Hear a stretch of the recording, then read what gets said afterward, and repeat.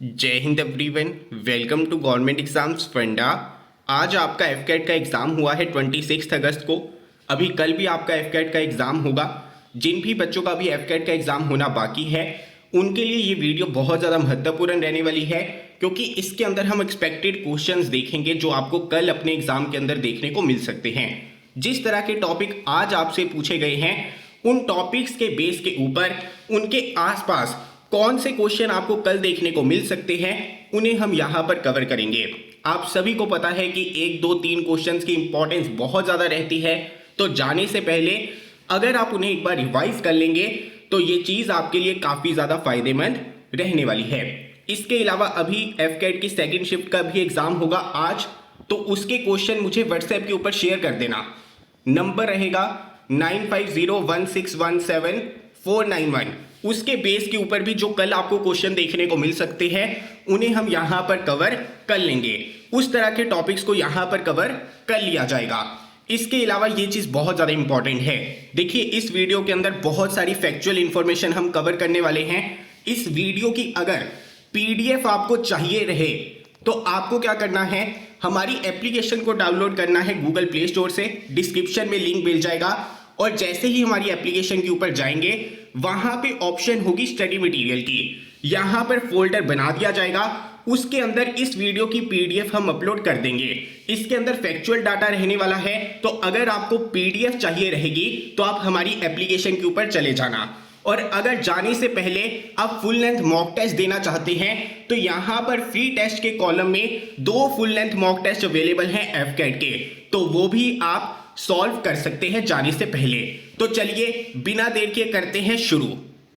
सबसे पहले हम बात कर लेते हैं रिवर्स के बारे में। देखिए, आज के एग्जाम के अंदर एक प्रश्न आपका बना था जहां पर पूछा गया था कि वाशिंगटन डीसी से कौन सी रिवर आपकी निकलती है। इसी तरह से वर्ल्ड के अंदर कुछ इंपॉर्टेंट सिटीज हैं जहां से जो रिवर निकलती हैं उनके बारे में आपको पता होना चाहिए। यहां पर जो सबसे ज्यादा इंपॉर्टेंट है ना, वो मैं आपको साथ में बताता चलूंगा। एक बार आपको क्या करना है, सिर्फ अपनी नजरों से निकाल लेना है उस चीज को, ताकि अगर एग्जाम के अंदर प्रश्न बने तो वो आपका यहां पर गलत ना हो। मैं आपको बताता चलूंगा। अगर इस वीडियो की पीडीएफ चाहिए रहेगी तो पीडीएफ आपको हमारी एप्लीकेशन से मिल जाएगी। यहां पर हमारा मेन काम क्या है, जो भी कल क्वेश्चन आपको देखने को मिल सकते हैं उन्हें हमें क्या करना है, सिर्फ एक बार रिवाइज करना है। जैसे यहां पर जर्मनी के बारे में प्रश्न आपका बन सकता है, वहां पर जो सिटी है ड्रेसडेन, वो पूछी जा सकती है कि यहां से कौन सी रिवर निकलती है। तो ये बहुत ज्यादा इंपॉर्टेंट है, स्टार मार्क करता चलूंगा। इसी तरह से यहां पर पोलैंड के अंदर जो आपकी सिटी है वॉर्सो, यहां से कौन सी रिवर निकलती है इसके बारे में पूछा जा सकता है। जर्मनी के अंदर हैम्बर्ग सिटी है, इसके बारे में पूछा जा सकता है। कनाडा के बारे में यहां पर पूछा जा सकता है। इसके अलावा ये बहुत ज्यादा इंपॉर्टेंट है, इराक बगदाद, यहां से आपकी रिवर निकलती है टिग्रिस, बहुत इंपॉर्टेंट है, ध्यान में रखना। इसी तरह से इटली की रिवर बहुत ज्यादा इंपॉर्टेंट है। लाहौर पाकिस्तान से कौन सी रिवर निकलती है और कराची पाकिस्तान से कौन सी रिवर निकलती है इसके बारे में भी प्रश्न पूछा जा सकता है। न्यूयॉर्क के बारे में प्रश्न पूछा जा सकता है, कौन सी रिवर निकलती है, हडसन रिवर। देखिए, जो आपका पहला इमेज था, पहली स्लाइड थी, यहां पर सिर्फ और सिर्फ जर्मनी के बारे में प्रश्न पूछे जाने के चांसेस काफी ज्यादा हैं, बाकी देश इतने ज्यादा इंपॉर्टेंट नहीं है। इसी तरह से हम आगे बढ़ते हैं। यहां पर फ्रांस के बारे में प्रश्न पूछा जा सकता है। लंदन इंग्लैंड थेम्स, यहां से थेम्स रिवर आपकी निकलती है। ये क्वेश्चन इवन एसएससी के अंदर भी बन चुका है, बहुत ज्यादा इंपॉर्टेंट, पूछा जा सकता है। वाशिंगटन डीसी के बारे में ऑलरेडी प्रश्न पूछा जा चुका है। रशिया मॉस्को के बारे में प्रश्न पूछा जा सकता है। जर्मनी के बारे में यहां पर प्रश्न पूछा जा सकता है। अर्जेंटीना के बारे में प्रश्न यहां पर पूछा जा सकता है। तो ये कुछ आपके इंपॉर्टेंट देश हैं, सिटीज हैं, जहां से जो रिवर्स निकलती हैं उनके बारे में आपको पता होना चाहिए। इजिप्ट के बारे में प्रश्न बन सकता है। यूएसए के अंदर न्यू ऑर्लियंस आपकी जो सिटी है वहां से जो रिवर निकलती है उसके बारे में पूछा जा सकता है। कनाडा के अंदर जो मॉन्ट्रियल सिटी है वहां से जो रिवर निकलती है उसके बारे में पूछा जा सकता है। अगेन बर्लिन जर्मनी बहुत ज्यादा इंपॉर्टेंट है। चाइना शंघाई के बारे में प्रश्न बन सकता है। हंगरी के बारे में प्रश्न बन सकता है। अगर हम ऑल इन ऑल देखें तो यहां पर जितनी भी हमने सिटीज और रिवर्स देखी है ना, इनमें से 70% इंपॉर्टेंट है। इंडिया दिल्ली का तो आपको ऑलरेडी पता है, ऑस्ट्रेलिया सिडनी से आपकी रिवर निकलती है डार्लिंग। तो ये आपकी इंपॉर्टेंट रिवर्स है जिनके बारे में आपको पता होना चाहिए था। आप इसका स्क्रीनशॉट भी ले सकते हैं और अगर आपको पीडीएफ चाहिए रहेगी तो आप एप्लीकेशन के ऊपर चले जाना। आगे हम बात करते हैं कुछ इंपॉर्टेंट प्लेस के बारे में जिनके बारे में प्रश्न जो है एग्जाम के अंदर आपको देखने को मिल सकता है। आज एक प्ले के ऊपर क्वेश्चन पूछा गया था, उनके राइटर के बारे में पूछा गया था। भारत के कुछ ऐसे राइटर भी हैं और कुछ ऐसे इंपॉर्टेंट फेमस प्लेस भी हैं जो वर्ल्ड वाइड फेमस हैं, जिनके ऊपर प्रश्न जो है आपका पूछा जा सकता है। जैसे सबसे पहले हम बात करते हैं गिरीश कर्नाड जी के बारे में। इनके द्वारा ययाति प्ले को लिखा गया और तुगलक प्ले को लिखा गया। इसी तरह से अजय शुक्ला जी ने प्ले लिखा ताजमहल का टेंडर। शांतता कोर्ट चालू अहे, इस प्ले को लिखा गया विजय तेंदुलकर जी के द्वारा। देन यहाँ पर आपका प्ले है इबोंग इंद्रजीत, इसे लिखा गया बादल सरकार के द्वारा। आपका प्ले है अंधा युग, इसे लिखा गया धर्मवीर भारती जी के द्वारा। देन आपके कुछ और इंपॉर्टेंट प्लेस है an experiment with truth, the captives, Goa monsoon. In place को लिखा गया है आसिफ करीम भॉय के द्वारा। देन यहाँ पर आपका प्ले आता है अंधों का हाथी एंड एक था गधा, इसे लिखा गया शरद जोशी के द्वारा। ध्यान में रखना ये जो आपके पहले 5 प्लेस है ना, ये वर्ल्ड वाइड बहुत ज़्यादा फेमस है और इनके बारे में आपको पता होना ही चाहिए। आगे हम बात करते हैं इंपॉर्टेंट अमेंडमेंट्स के बारे में। आपको पता है कि आज मैच ऑफ द फॉलोइंग के रूप में प्रश्न पूछा गया था जहां पर अमेंडमेंट्स के बारे में आपको पता होना चाहिए था। तो जो आपके इंपॉर्टेंट अमेंडमेंट्स हैं उन्हें हम एक बार यहां पर रिवाइज कर लेते हैं। जैसे अमेंडमेंट 7 आपकी हुई थी 1956 में। पहली बार भाषा के आधार पर स्टेट्स की रीऑर्गेनाइजेशन की गई थी 1956 में, आप सभी को पता है। इससे पहले जो हमारे राज्य थे, केंद्र शासित प्रदेश थे, उन्हें अलग अलग कैटेगरी के अंदर विभाजित किया गया था, class A, class B, class C, उसे यहाँ पर ख़त्म कर दिया गया था। देन हम यहाँ पर बात करते हैं अमेंडमेंट 9 की। अमेंडमेंट 9 में क्या किया गया, जो इंडियन टेरिटरी है उसकी एडजस्टमेंट की गई थी। पाकिस्तान के साथ में एग्रीमेंट हुआ था तो टेरिटरी की एडजस्टमेंट की गई थी, उसके लिए अमेंडमेंट 9 यहाँ पर लाया गया था। देन ये क्वेश्चन बहुत ज़्यादा इंपॉर्टेंट है, ध्यान में रखना।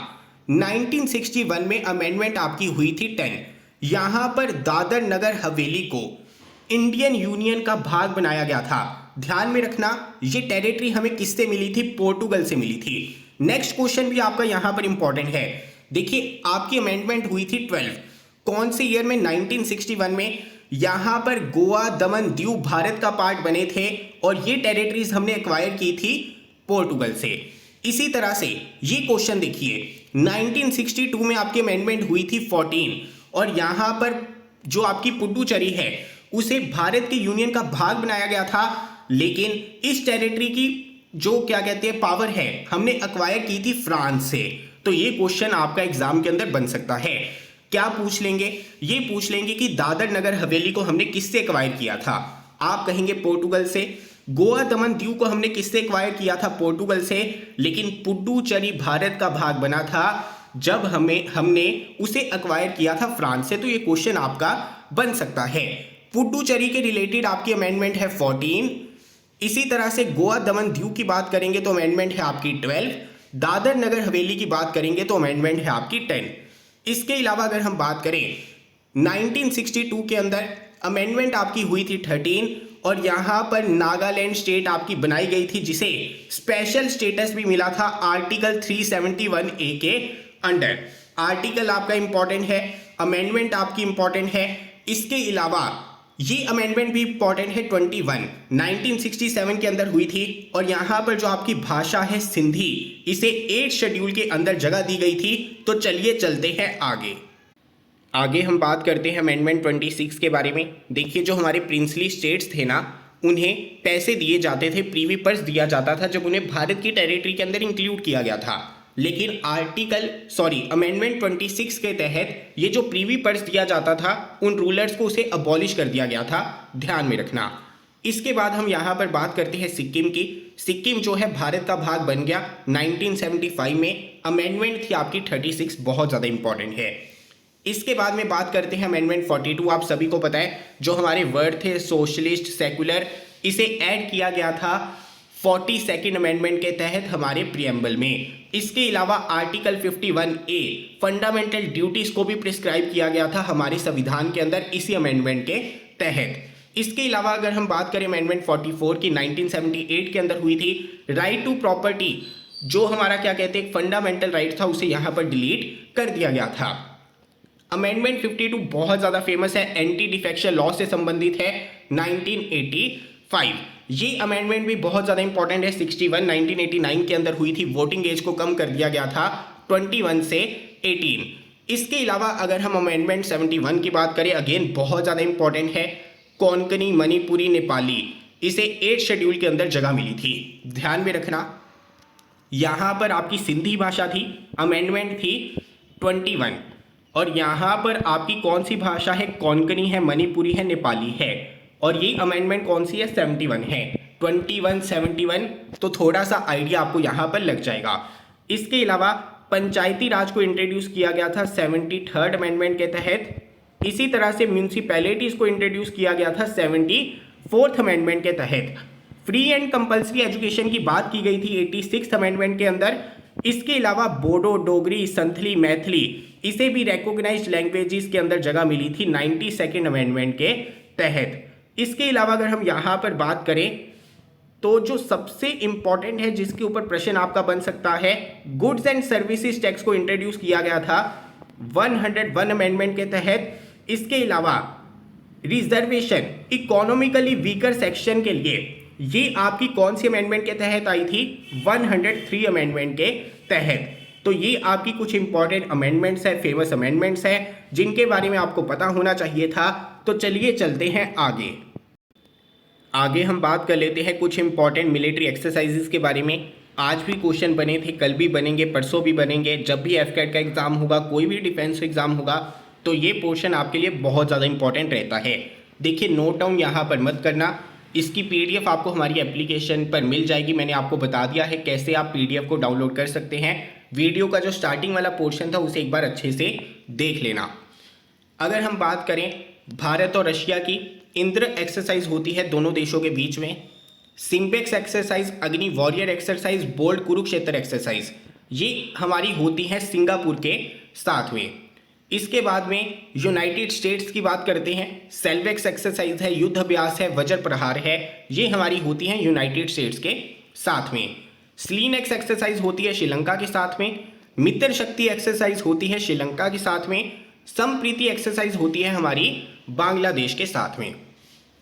देन हम यहाँ पर बात करते हैं नोमैडिक एलिफेंट की, इंडिया और मंगोलिया के बीच में होती है। खान कैस्ट एक्सरसाइज होती है इंडिया और मंगोलिया के बीच में। वरुण एक्सरसाइज होती है इंडिया एंड फ्रांस के बीच में। शक्ति एक्सरसाइज भी होती है भारत और फ्रांस के बीच में। देन हम यहाँ पर इंडिया नेपाल की बात करें तो सूर्य किरण एक्सरसाइज। भारत और जापान के बीच में होती है जिमेक्स एक्सरसाइज एंड सहयोग काइजिन एक्सरसाइज। इंडिया एंड इंडोनेशिया, इन देशों के बीच में होती है गरुड़ शक्ति एक्सरसाइज, बहुत ज़्यादा इंपॉर्टेंट है, 4 मार्क कर लीजिए। देन यहाँ पर हम बात करते हैं भारत एंड साइशेल्स की, इनके बीच में होती है लेमिटी एक्सरसाइज। नसीम अल बाहर एक्सरसाइज हमारी होती है ओमान के साथ में। अल नगा एक्सरसाइज होती है ओमान के साथ में। हैंड इन हैंड एक्सरसाइज होती है चाइना के साथ में, अगेन बहुत इंपॉर्टेंट है। ऑस इंडेक्स एक्सरसाइज होती है ऑस्ट्रेलिया के साथ में। प्रबल दोस्तक एक्सरसाइज होती है कजाकिस्तान के साथ में। खंजर एक्सरसाइज होती है किर्गिस्तान के साथ में। मैत्री एक्सरसाइज होती है थाईलैंड के साथ में। अजय वॉरियर एक्सरसाइज होती है यूनाइटेड किंगडम के साथ में। कोंकण एक्सरसाइज होती है यूनाइटेड किंगडम के साथ में। इसके अलावा कुछ और फेमस एक्सरसाइजेज हैं हमारी जिनके बारे में पता होना चाहिए, जैसे हरी माउस शक्ति एक्सरसाइज होती है भारत और मलेशिया के बीच में। विनबैक्स एक्सरसाइज होती है भारत और वियतनाम के बीच में। ई कुवरिन एक्सरसाइज होती है मालदीव्स के साथ में। डेजर्ट ईगल एक्सरसाइज आपकी होती है यूनाइटेड अरब एमिरेट्स के साथ में। इसके अलावा मिलान एक्सरसाइज जो है ये मल्टी नेशन नेवल एक्सरसाइज है जो इंडियन ओशियन के अंदर कंडक्ट होती है। इसी तरह से अगर हम बात करें तो दोस्ती एक्सरसाइज, ये क्या है, ट्राइलेटरल कोस्ट गार्ड एक्सरसाइज है। इसके अंदर कौन से 3 देश हैं, भारत है, श्रीलंका है, मालदीव्स है, तो काफी ज्यादा इंपॉर्टेंट हो जाता है। देन आपकी यहां पर मालाबार एक्सरसाइज होती है, इसके अंदर कौन से देश आपको देखने को मिलेंगे, इंडिया, जापान, यूनाइटेड स्टेट्स। तो ये क्वेश्चन आपके बहुत ज़्यादा इंपॉर्टेंट है। मिलिट्री एक्सरसाइजेस के बारे में थोड़ा सा आइडिया आपको होना चाहिए। तो चलिए बढ़ते हैं आगे हम बात करते हैं इंडियन नेशनल कांग्रेस के सेशंस के बारे में। देखिए, आज आपको क्वेश्चन देखने को मिला था कि गांधी जी ने कौन सा सेशन अटेंड किया था, किसे प्रिजाइड किया था, इस तरह का क्वेश्चन एग्जाम के अंदर आया था। इंडियन नेशनल कांग्रेस के जो बाकी सेशंस हैं उनसे रिलेटेड जो इंपॉर्टेंट बातें हैं उन्हें हम यहाँ पर एक बार रिवाइज कर लेते हैं। जैसे जो पहला सेशन हुआ था इंडियन नेशनल कांग्रेस का, वो हुआ था बॉम्बे में, जिसे प्रिजाइड किया था WC बैनर्जी ने। देन अगला सेशन आपका कोलकाता में होता है, जिसे प्रिजाइड करते हैं दादा भाई नारोजी। देन 1887 में पहले मुस्लिम प्रेसिडेंट इंडियन नेशनल कांग्रेस के बनते हैं बदरुद्दीन ताइब जी। सीधा प्रश्न बन सकता है। और पहले इंग्लिश प्रेसिडेंट कौन थे जिन्होंने इंडियन नेशनल कांग्रेस को हेड किया था? वो थे आपके जॉर्ज ह्यूल। ये सेशन आपका इलाहाबाद में हुआ था 1888 में। देन यहां पर देखिए, जो हमारे विलियम वेडरबम हैं, ये सेकंड इंग्लिश प्रेसिडेंट बने थे। जैसे हमने देखा अभी कि जॉर्ज ह्यूल जो है पहले इंग्लिश प्रेसिडेंट बने थे। कई बार पहले इंग्लिश प्रेसिडेंट के बारे में ना पूछकर सेकंड इंग्लिश प्रेसिडेंट के बारे में पूछ सकते हैं, तो ध्यान में रखना। इसके अलावा 1890 का जो सेशन था, जिसे फिरोज शाह मेहता जी ने हेड किया था, यहां पर पहली बार डिसीजन लिया गया था कि कांग्रेस का सेशन जो है लंदन के अंदर होगा, उसके रिलेटेड डिसीजन लिया गया था।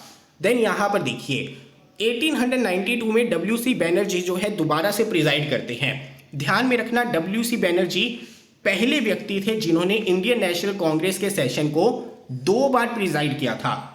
फर्स्ट टाइम कौन बंदा बना था जिन्होंने इंडियन नेशनल कांग्रेस के सेशन को 2 बार प्रिजाइड किया? वो थे आपके WC बैनर्जी, क्योंकि पहला सेशन भी इन्होंने यहां पर प्रिजाइड किया था 1885 में। देन यहां पर गोपाल कृष्ण गोखले जी, जो पॉलिटिकल गुरु थे गांधी जी के। ध्यान में रखना, जो प्रपोजल था स्वदेशी मूवमेंट का, उसे पास किया गया था इसी सेशन के अंदर, बनारस में हुआ था। हेड किया था गोपाल कृष्ण गोखले जी ने। देन यहां पर दादा भाई नारोजी जो है दोबारा से प्रिजाइड करते हैं 1906 में, और यहां पर स्वराज्य वर्ड पहली बार यूज किया गया था। देन आपका सूरत का सेशन आता है, जिसे लीड किया था, प्रिजाइड किया था रास बिहारी बोस जी ने। लेकिन यहां पर गरम दल आपका अलग हो गया था, नरम दल आपका अलग हो गया था। अगला सेशन भी यहां पर रास बिहारी बोस जी प्रिजाइड करते हैं, और यहां पर पहली बार कांग्रेस के कॉन्स्टिट्यूशन को पास किया गया था। देन 1911 का सेशन बहुत ज़्यादा इंपॉर्टेंट है, क्योंकि रविंद्रनाथ टैगोर जी ने जन गण मन लिखा था, और जॉर्ज फर्स्ट जो है इंडिया आए थे, प्रिजाइड किया था BN धाल जी ने।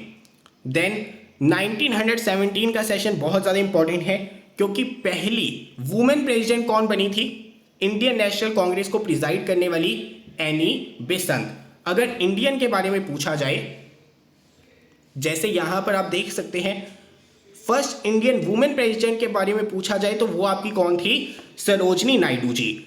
लेकिन अगर पूछा जाए फर्स्ट वुमेन प्रेसिडेंट के बारे में तो वो आपकी कौन थी? एनी बेसंत जी। देन हम यहां पर बात करते हैं 1922 के सेशन के बारे में, क्योंकि इसे लीड किया था लाला लाजपत राय जी ने, तो सेशन बहुत ज़्यादा इंपॉर्टेंट हो जाता है। ध्यान में रखना, बाल गंगाधर तिलक जी की यहाँ पर डेथ भी हुई थी। इसके अलावा अगर हम बात करें तो यहाँ पर जो आपका सबसे इंपॉर्टेंट सेशन है वो है 1922 वाला। इसे लीड किया था CR दास जी ने। इसके अलावा 1923 वाला सेशन इंपॉर्टेंट है, क्योंकि यहाँ पर अबुल कलाम आज़ाद जी यंगेस्ट प्रेसिडेंट बने थे इंडिया के। इसे आप स्टार मार्क कर लीजिए। इसके ऊपर फोकस नहीं जाता है, लेकिन ये क्वेश्चन आपका जरूर बन सकता है। Youngest president Indian national Congress के कौन थे? अबुल कलाम आज़ाद। सेशन हुआ था दिल्ली में 1923 में। यहां पर आपके CR दास ने लीड किया था 1922 में, लेकिन 1921 में CR दास ने प्रिजाइड करना था, लेकिन वो जेल चले गए थे, जिसकी वजह से प्रिजाइड यहां पर किया था हाकिम अजमल खान जी ने। आगे बढ़ते हैं, बेलगांव की बात करते हैं। यहां पर मोहनदास करमचंद गांधी जी ने प्रिजाइड किया था, हेड किया था। Only session headed by mister Gandhi, बहुत ज्यादा इंपॉर्टेंट 1924 वाला सेशन। देन आपका कानपुर के अंदर सेशन होता है अगले साल, हेड करती है सरोजनी नायडू, और भारत की पहली इंडियन वुमेन प्रेसिडेंट बन जाती है जिन्होंने इंडियन नेशनल कांग्रेस को हेड किया था। अगेन बहुत ज्यादा इंपॉर्टेंट क्वेश्चन है। जवाहरलाल नेहरू जी ने भी एक सेशन आपका प्रिजाइड किया था। कौन सा सेशन था? 1926 वाला था। कहाँ पर हुआ था? गुवाहाटी के अंदर हुआ था और यहाँ पर उन्होंने एश्योरेंस दी थी कि हमें आज़ादी मिल जाएगी। इसके बाद में हम बात करते हैं जो आपका इंपॉर्टेंट सेशन आता है वो आता है 1931 का, क्योंकि यहाँ पर सरदार पटेल जी ने इसे लीड किया था। देन अगर हम यहाँ पर बात करें, राजेंद्र प्रसाद जी भारत के पहले प्रेसिडेंट बनते हैं, तो आपको पता होना चाहिए इन्होंने प्रिजाइड किया था 1934 का सेशन जो आपका बॉम्बे के अंदर हुआ था। देन यहाँ पर सुभाष चंद्र बोस जी ने 2 सेशन को प्रिजाइड किया था, एक 1938 का सेशन था, एक 1939 का सेशन था। 38 का सेशन हुआ था हरिपुरा में, 39 का सेशन हुआ था त्रिपुरी में। इसके अलावा अगर हम बात करें तो 1939 का सेशन आपका सबसे ज़्यादा इंपॉर्टेंट है। क्यों? क्योंकि यहाँ पर सुभाष चंद्र बोस जी ने गांधी जी के साथ में डिफरेंसेस के चलते रिजाइन कर दिया था, जिसके बाद में राजेंद्र प्रसाद जी को प्रेसिडेंट बनाया गया था इंडियन नेशनल कांग्रेस का। तो ये सेशन बहुत ज़्यादा इंपॉर्टेंट है, पूछा जा सकता है सुभाष चंद्र बोस जी ने कौन से सेशन के अंदर रिजाइन दिया था। त्रिपुरी के अंदर आपका सेशन हुआ था 1939 में, प्रिजाइड किया गया था सुभाष चंद्र बोस जी के द्वारा और उनके हटने के बाद में प्रेसिडेंट आपके बने थे राजेंद्र प्रसाद जी। तो ये कुछ आपकी छोटी छोटी बातें थी, इंपॉर्टेंट बातें थी। तो चलिए चलते हैं आगे हम बात करते हैं कुछ important military and paramilitary organisations के मोटो के बारे में। मोटो आपके बहुत ज़्यादा इंपॉर्टेंट है, जो फॉर्मेशन डेट्स हैं उन्हें भी आप एक बार गो थ्रू कर सकते हैं। आज टेरिटोरियल आर्मी के मोटो के ऊपर क्वेश्चन आपका बना था, ध्यान में रखना। इंडियन आर्मी का मोटो है service before self. Indian navy का मोटो है may the lord of the oceans be auspicious unto us. Indian air force का मोटो है touching the sky with glory. Coast guard का मोटो है we protect. Central reserve police force का motto है service and loyalty. ये मोटो आप यहाँ पर सही कर लेना, सर्विस एंड लॉयल्टी आपका मोटो है सेंट्रल रिजर्व पुलिस फोर्स का। बॉर्डर सिक्योरिटी फोर्स का मोटो है कर्तव्य जीवन पर्यंत यानी duty unto death. Territorial army का मोटो है सावधानी व शूरता। आईटीबीपी का मोटो है वेलर स्टेडफास्टनेस एंड कमिटमेंट। आगे बात करते हैं, सेंट्रल इंडस्ट्रियल सिक्योरिटी फोर्स का मोटो है प्रोटेक्शन एंड सिक्योरिटी। सशस्त्र सीमा बल का मोटो है service security and brotherhood. NCC का मोटो है unity and discipline. National security guards का मोटो है सर्वत्र सर्वोत्तम सुरक्षा। मिलिट्री नर्सिंग सर्विसेज का मोटो है service with a smile. National disaster response force का मोटो है सेविंग लाइव्स एंड बियॉन्ड। तो ये मोटो आपके बहुत ज़्यादा महत्वपूर्ण है। तो चलिए चलते हैं आगे हम बात कर लेते हैं कुछ इंपॉर्टेंट एयरक्राफ्ट्स के बारे में, जिनके ऊपर प्रश्न जो है एग्जाम के अंदर बन सकता है। आज भी सुखोई 30 के ऊपर प्रश्न आपका बना था, तेजस के ऊपर प्रश्न बना था। एक बार इन्हें हम गो थ्रू कर लेते हैं। अगर मिग 21 की बात करें, मिग 29 की बात करें, इनका रशियन ओरिजिन है, ध्यान में रखना, पूछा जा सकता है।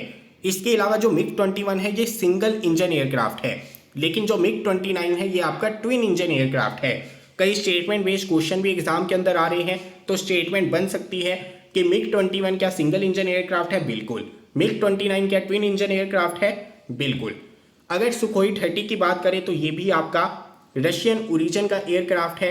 अभी यहाँ पर आपको ध्यान क्या रखना है कि ये ब्रह्मोस एंड निर्भय न्यूक्लियर मिसाइल्स को कैरी करने के कैपेबल है। आज भी प्रश्न जो है इस तरह का कुछ पूछा गया था कि जो ब्रह्मोस मिसाइल है उसे कौन सा एयरक्राफ्ट कैरी कर सकता है, उसका आंसर था सुखोई 30। ओरिजिन है इसका रशिया का।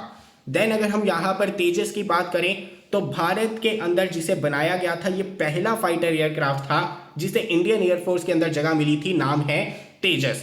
और दुनिया का ये सबसे छोटा light weight multi role single engine tactical fighter aircraft है। ध्यान में रखना इंपॉर्टेंट क्या है, सिंगल इंजन। जो आपका तेजस है ये सिंगल इंजन एयरक्राफ्ट है, इसके ऊपर भी प्रश्न जो है आपका बन सकता है।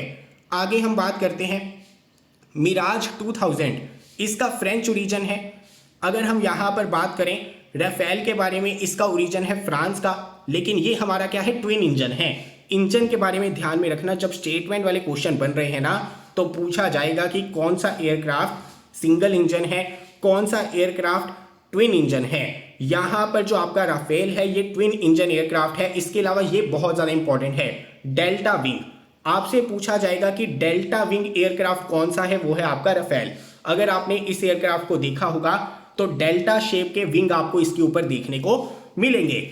अगर हम बात करें जैगुआर के बारे में, ये जो आपका एयरक्राफ्ट है इसका ओरिजिन है एंग्लो फ्रेंच ओरिजिन। इसकी खासियत क्या है, जो न्यूक्लियर कैपेबल अटैक्स है वो इसके द्वारा कैरी किए जा सकते हैं और ग्राउंड अटैक्स करने के लिए फाइटर जेट जो है काफी ज्यादा कैपेबल है।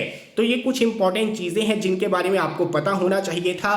अभी आप इतनी चीजों को रिटेन कीजिए, रिवाइज कीजिए और जो क्वेश्चन है वो मेरे व्हाट्सएप नंबर के ऊपर शेयर कर देना या हमारी एप्लीकेशन के ऊपर शेयर कर देना, जो भी शिफ्ट 2 के अंदर आएंगे और जो शिफ्ट 1 के क्वेश्चंस आपको ऑलरेडी पता चल चुके हैं वो भी शेयर कर देना। दोनों शिफ्ट के क्वेश्चंस को एनालाइज करने के बाद में कुछ और टॉपिक्स को हम यहां पर रिवाइज कर लेंगे। अगर आपको इस तरह की वीडियो चाहिए तो नीचे कमेंट बॉक्स में जरूर बता देना और इसकी पीडीएफ आपको हमारी एप्लीकेशन के ऊपर मिल जाएगी, यहां पर जो स्टडी मटेरियल वाला कॉलम है उसके अंदर। मिलता हूं अगली वीडियो के साथ। जय हिंद।